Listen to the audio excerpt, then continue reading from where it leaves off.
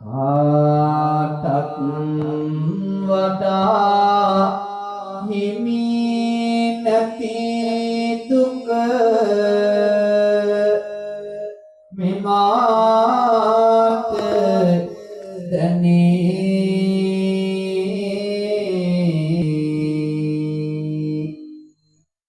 hey මේ ගමන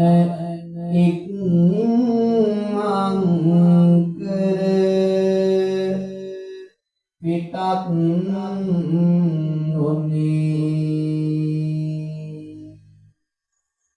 සැතපුණු නමුත් මේ සල්මල්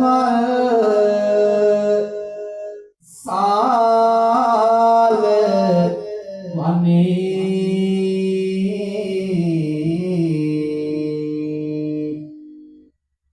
මේ දුක තරනු බෑ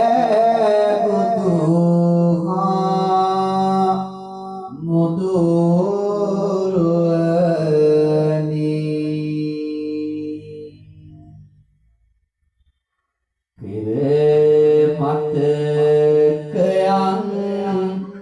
එකිනෙක සිහි පත්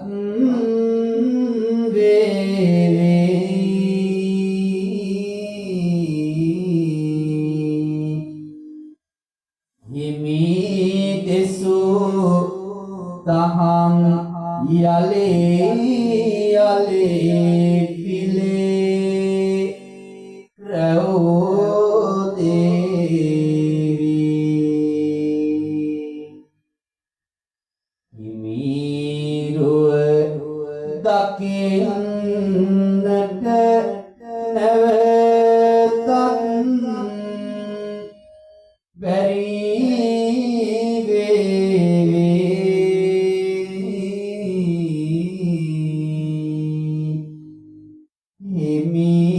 සඳ නොමැති ලොව තුල මා තනි වේවි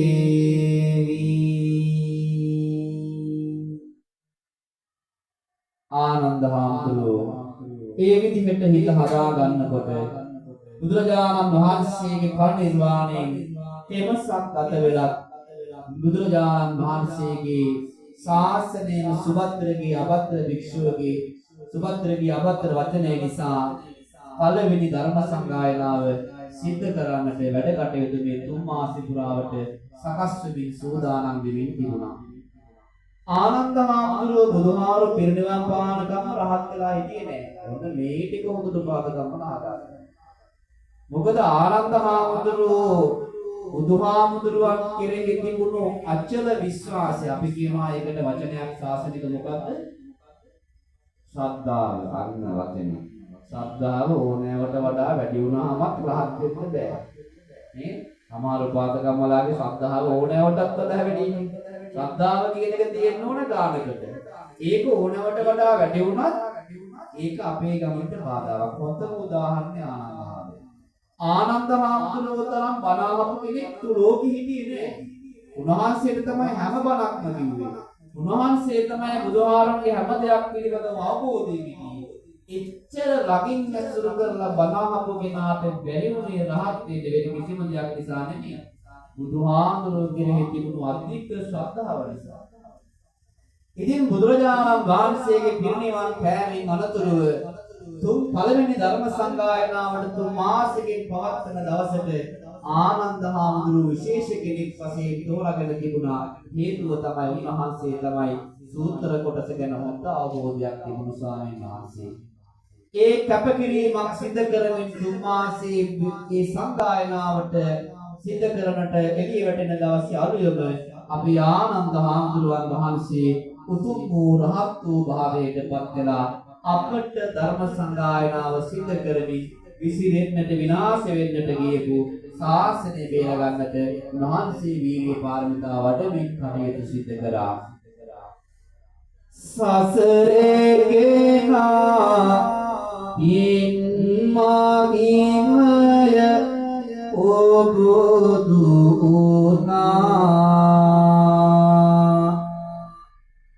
දකුණ කැනත් හිමි නුවණට පාසක් වුණා සිව්සස් දහම් එළියෙන් සිත එකලු වුණා අපි ආනන්ද ආමුදුරු රහත් වුණා බුදු ඔබටැනට සිත් දෙනු ඇති ආනන්දයි සමදුගේ මතක මන්දිරයද ආනන්දයි දහමට කරපු සේවය හරි ආනන්දයි හිමි ගුණ කන්ද මාතු මාතුවත් ආනන්දයි සුන්දර මැදින් පෝදා සතු පින්මනා සදරම් රස ලැබදී ජීවිතය දිනා හිමි ආනන්ද චාරිතය මත කයෙහි තබා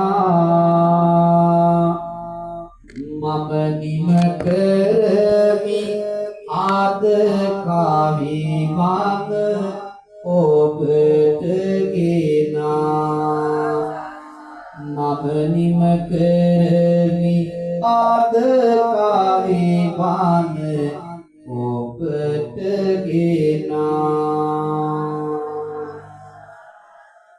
විදතුනි ආනන්ද හාමුදුරුවෝ නැතිනම් මම පෙර කිව්වා වගේ අපිට අද පන්සල බෝධිය චෛත්‍ය වන ටික දානීය සංඝයා මේ කිසිම කෙනෙක් නැහැ. උන්වහන්සේගේ මම අර පෙර කියපු දූරදර්ශී නුවණ නිසා උන්වහන්සේ අවබෝධ කරගත්ත විදිහට බුදුහාමුදුරුවෝ කොහෙ ගිහිල්ලා ආවත් අර බණ ටික ආනන්ද හාමුදුරුවන්ට කිව්ව නිසා ආනන්ද හාමුදුරුවෝ මේවා මතකයේ තියාගෙන හිටපු නිසා පළවෙනි ධර්ම සංගායනාවේදී සූත්‍ර කොටස පිළිවෙලින් සකස් කරන්නට උන්වහන්සේ වාරගෙන ඒ කටයුතු කාරණා ටික සිදු කළා. ආනන්ද හාමුදුරුවෝ කියලා කියන්නේ බුද්ධ ධම්ම සංඝ කියන ත්‍රිවිධරත්නත්‍රේ වන්දනාමාන කරන අපි ඊළඟට වැඳිය යුතු පිළිය යුතු උතුම් වූ කෙනෙක් තමයි ආනන්ද හාමුදුරුවෝ කියලා කියන්නේ. ඒ වගේම කෙනෙක් තමයි යසෝදරාව කියලා කියන්නේ. දවසක අවස්ථාවක මොහොතක හම්බුනොත් යසෝදරාව ගැනත් කියලා දෙන්න. යසෝදරා කියන්නේ මොනතරම් සාසනයේ නැතිනම් බුදුදහම අද අපිට බණ අහන්න ඇය කරලා තියෙන පරිත්‍යාගය මොන වගේද කියලා. ඉතින් මේ ආනන්ද හාමුදුරුවන් වහන්සේ නිසා තමයි පෙර කියපු පරිදි කාන්තාවන්ට පැවිද්ද අපිට මේ බෝධි පූජා වන්දනා ක්‍රමය අපිට මේ බණ දහම් ටික අහන්නට පුළුවන් අවශ්‍ය කරන සූත්‍ර ධර්ම දේශනා ආදී කොටගත් මේ සමස්ත දේවල් පිළිබඳව ශාසනයේ මේ බාහිර කටයුතු කරමින් කටයුතු කරේ ආනන්ද හාමුදුරුවෝ තිබුණු නිහතමානී උතුම් දූරදර්ශී දැක්ම සහ ගුණාංග නිසා කියන එක අපි හැම කෙනෙක්ම හදවත තුල තියාගෙන මේ උතුම් ආනන්ද හාමුදුරුවන් වහන්සේට නැවත නැවතත් නිතර නිතර අපගේ මාගේ নমස්කාරයම වේවා කියලා සාදු කියලා වන්දනා කරමු. හොඳයි එහෙමනම් අද මේ පින්කම සිද්ධ කරන්නට මුඛ්‍ය අරමුණ බවට පත් වුණේ මේ මැදින් පොය දවසේ මියගිය තාත්තා කිව්වේ ඥාති කීප දෙනෙක් සිහිපත් කරගෙන ඒයට පින් දෙන්න. ඉතින් තාත්තා කෙනෙක් කියන්නේ අමුතු කෙනෙක්. දැන් අපි සාමාන්‍යයෙන් ගත්තාම අම්මා ගැන තමයි වැඩිපුරම කියන්නේ. දැන් ඒකේ පුදුම වැඩක්. පන්සලකට ගියත් වැඩිපුර ඉන්නේ අම්මලා. නේ? සමදේයකට ගියත් ඉන්නේ අම්මලා. ඉස්පිරිතාලයකට ගියත් වැඩිපුර ඉන්නේ අම්මලා හැම තැනම අම්මලා තමයි ඒක. අම්මා ගැන තමයි හැමතිස්සෙම හිතට එන්නේ. අම්මා ගැන තමයි හැමතිස්සෙම අපි කතා කරන්නේ. මොනවද? අපි හදිස්සියේ කාට හරි දැන් අර ඉන්න අම්මට අඬ ගහන්න උනත් තියෙනවා. නේද? නැත්නම් අපි අම්මේ කියලා කෑ ගහලා අම්මට අඬ ගහන්නේ. කවියක් සින්දුවක් ලියන්න කියත් අපේ උඩට එකපාරම එන්නේ මව් ගුණ ගැන පිය ගුණ ගැන නේදකොට ඒ අම්මා දස මාසයක් මාකුඩු තුල දරාගෙන නේ. මේ විදිහට තමයි අම්මා ගැන එන්නේ. කාට හරි බනින්න ගියොත් ඒත් එන්නේ මුගේ කියලා නේද? මං කියවෙන්නේ ඒ කියවෙන්නේ අම්මා ගැන තමයි නේද? ඒ තරම් අම්මා ගැන වචනේ තමයි විතරම කියවෙන්නේ. අම්මා ගැන තමයි හැමතිස්සෙම පේන්නේ. උදේ ඉඳලා රැ වෙනකන් දකින්නේ අම්මා. තාත්තා කොච්චර හිටියක්ද දක්නේ අම්මා දුක්ඛම් කරේ දැක්කේ නැත්තම් හරියන්නේ නැහැ. ඒ අම්මා හැමතිස්සෙම අර පුංචි කාලේ කුසේ තියාගෙන මාස 10ක් ඉන්න තැන ඉඳලම අම්මා අපේ ජීවිතේ අපිට තේරෙන බහතෝරන කාලෙ වෙනකම් ළඟින් හිටියා. එතකොට අපේම ළඟ කොටසක් වගේ ඒක නැති වෙනකොට ලොකු අඩුවක්. තාත්තා එහෙම නෙමෙයි. තාත්තා ගැන වැඩි කියන්නේ නැහැ. තාත්තා ගැන වැඩි කවි සින්දුනේ. අර සින්දුවක තියෙන පියසෙනි හසත කවි ගීලිය උනාමදි. හැබැයි ඒකෙන් කියෙන්නේ නැහැ තාත්තා අම්මා තරම් ආදරේ නැහැ කියලා. මම දකින අපි ඉගෙන ගත්ත අපේ කියමන තමයි අම්මලත් මම හිතනවා මේකට එකක යමනාප නොවේ. අම්මා කෙනෙක් දරුවෙකුගේ බරේ හිදුවේ මාස 10යි නැත්නම් 9යි. තාත්තා කෙනෙක් කොච්චර කාලෙ හිරුවද? තාත්තා කෙනෙක් දරුවෙකුගේ බර උහුලනවා මුළු ජීවිත කාලෙටම. නැද්ද බලන්නකෝ. අම්මගේ කුසට දරුවා ආවා කියලා දැනගත්ත මොහොතේ පටන් තාත්තා කැත්ත උදැල්ල විසිකැත්ත පොරව කරේ තියාගෙන හේනට පැලට ගියා අවුවට පෙන්චුණා වැස්සට දෙමුණා අත්තල කරකට එනකම් මහ පොළවත් එක්ක පොර බැලුවා. ඇයි මගේ දරුවව කුසේ දරන් ඉන්නේ දෙනින්දට හොඳ කායික මානසික ශක්තියක් දෙනවා. ඒ විතරක් නෙමෙයි අපදන දරුවට අනාගතයේ කිසිම කෙනෙකුට අතමපා ජීවත් වෙන්න වැදගත්ෙක් ජගතෙක් උගතෙක් වියතෙක් වශයෙන් අවශ්‍ය කරන තැනට යන්න පරිසරය හදලා දෙන්න. ඒ නිසා තාත්තා අම්මවත් මාවත් හැම තිස්සෙම හිසේ හිතේ තියාගෙන පුදුමාකාර කැපකිරීම ගොඩක් සිදු කරා. එච්චර කැපකිරීම කරපු ආදරණීය තාත්තා අපේ මහා ලොකු දේවල් බලාපොරොත්තු වෙන්නේ නැහැ. සමහර දරුවෝ තමන් ලොකු වෙලා තාත්තගෙන් ලද දායාද වලින් සුඛ විහරණ විඳිනකොට තාත්තා මහලු මඩමකට ගාල් කරලා තාත්තගේ කරදරයි කියලා පැත්තකට දාලා ජීවත් වෙනකොට හැබැයි ඒ අපිව දුක් විඳලා හදපු තාත්තා අපේ මහා ලොකු දේවල් බලාපොරොත්තු වෙන්නේ තාත්තා කෙනෙක් අපෙන් බලාපොරොත්තු වුණු අපේ රූපය දැකලා සතුටු වුණු දේ ගැන අපි කීපයක් මම කියන්නම් කියලා අම්මට තාත්තට වැඳලා වෙලාම කියපු නිසා වද ඉවර කරන්නම්. මේ තමයි අපේ තාත්තලා අපෙන් බලාපොරොත්තු වෙන දේ. කුසේගින්න තනෝමත් මට නිරතුරුවම දුවේ නොබගේ කොස උරවන්නායි හිතුවේ මම පුතේ තාත්තාගේ හිතේ සෙනෙහස වැඩි දුවේ නොබව නොදුටු එක දිනයක් කල්පයක් පුතේ නොබේ මොහොනින් ලැබුණු එළිය හඳ පානකි පුතේ වෙන සතුටක් නොවේ තාත්තාද දුවේ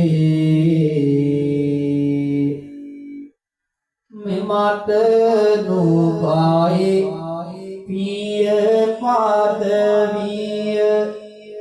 දුන්නේ මාගේ දුවේ ඊ මාතක හැමදාමත් සොඳුරුයි මාත උත්තේ සැපතාත්තාව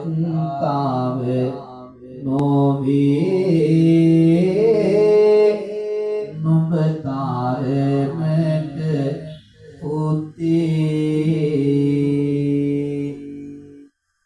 අප දෙදෙනා මිය ගිය විට මතු දවසක දුවේ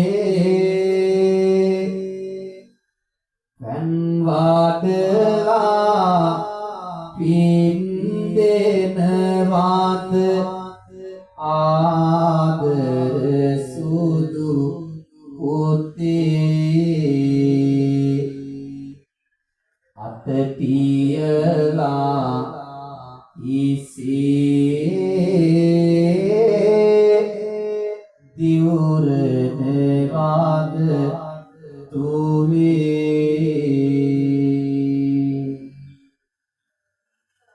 මේ වගේ අහිංසක බලාපොරොත්තු තමයි ඒ තාත්තගේ හදවත තුළ තිබුණේ.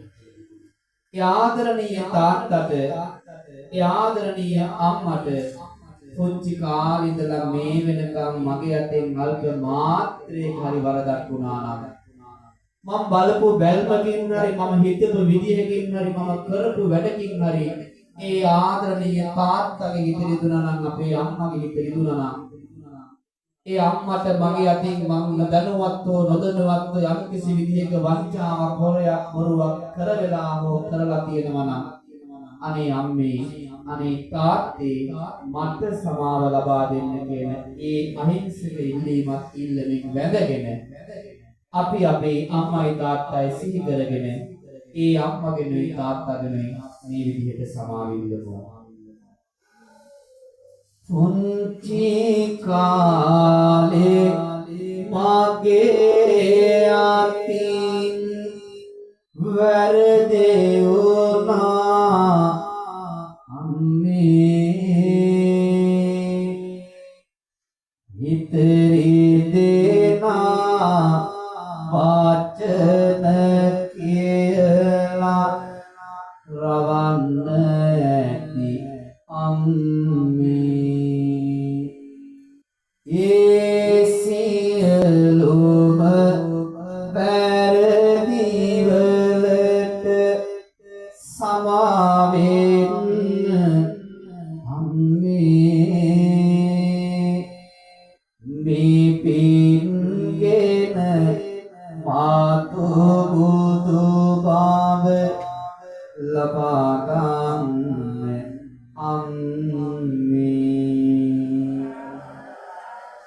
නොබට මම පැරදි කළා ආදර මාගේ ආතේ හිතරි දෙනා වචන කියලා රවන්න ඇති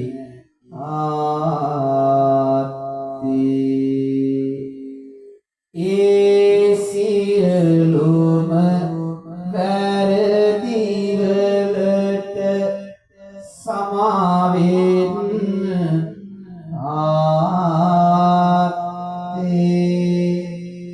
මේ පින්ගෙන මාතු බුදු බව ලබා ගන්න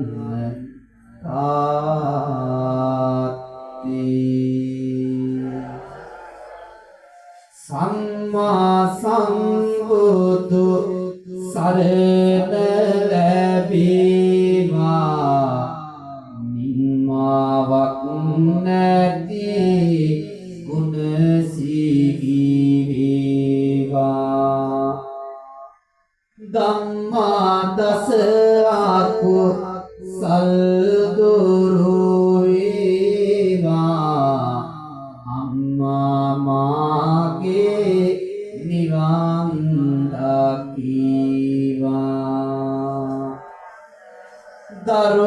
නිකසසිත තුල රාජ වේවා පිය පුදු සමගේ රන් රාස වේවා සසර සරණ තුරු අප කාමෝ වේවා මගේ පියතුම ලෝ තුරු වේවා.